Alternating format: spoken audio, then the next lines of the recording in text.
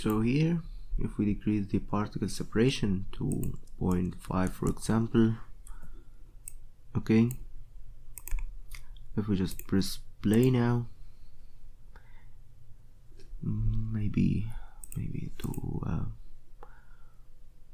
something like 0.6 or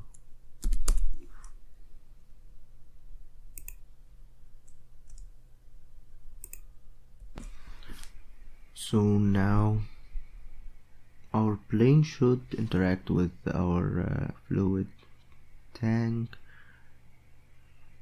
which happens now, but it doesn't interact very good. It doesn't interact very well with our simulation, as you can see here. If we just stop the simulation to resolve this problem, here in this plane node, let me close this display geometry and show this collision guide, which represents the actual plane collision.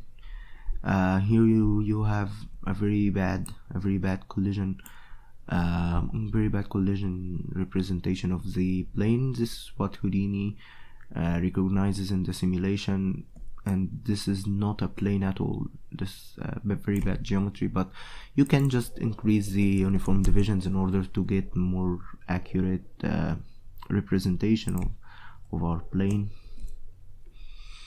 Here you go. But this is not a very good representation, so we are going to convert our plane to a VDB volume, and we are going to use this VDB as a volume representation.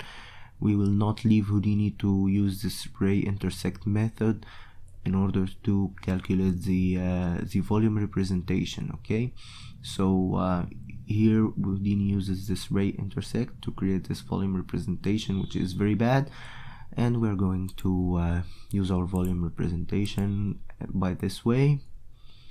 So here in this navy plane, we can convert it to VDB from polygons.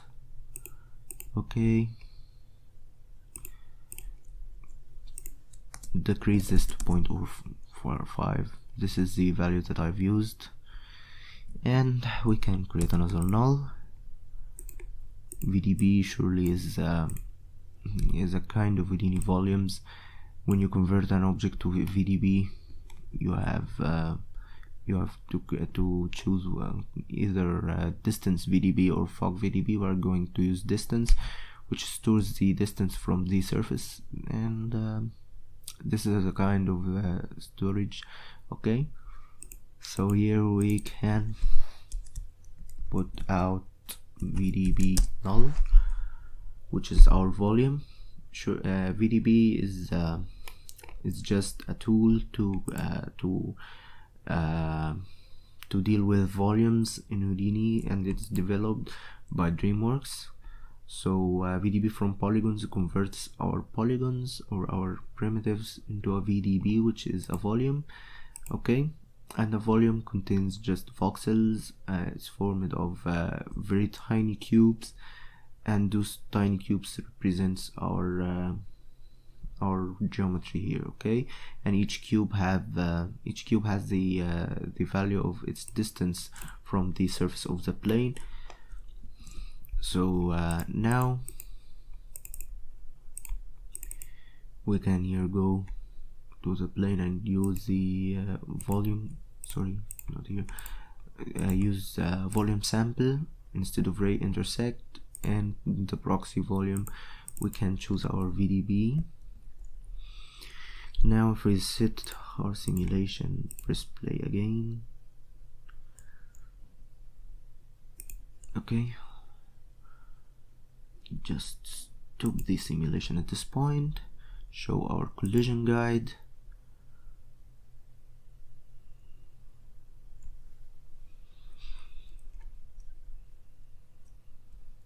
Now we have our collision very accurate, and we have too much details here that will make our simulation very good.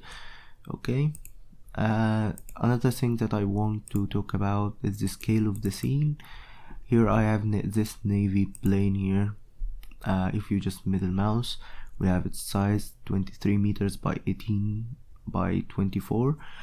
Units in Houdini is just in meters, so each unit here and in the viewport is just 1 meter.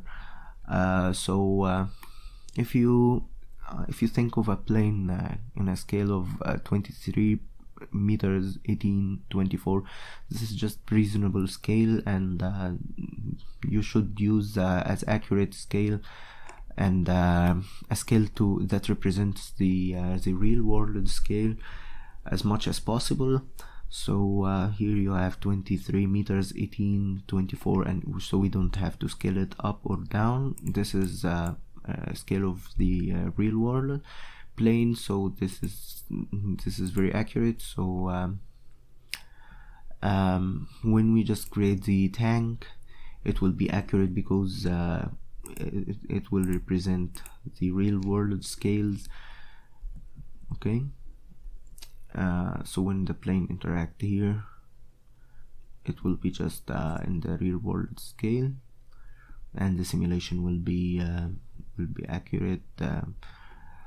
And I use those dimensions here of the flat tank, and you should make sure that you have enough space, because water will collide and will make a splash, and you don't want your splash to go out of your boundaries. Okay, so now I will change here this water level to 0.328. okay, and in the navy plane I will reduce this value to 0.0228, which represents which makes the resolution bigger and make our volume accurate here, as you can see. This depends on your RAM for this resolution and those things. Okay, then I will do a flipbook now, the simulation, and see you in the next video. Thank you.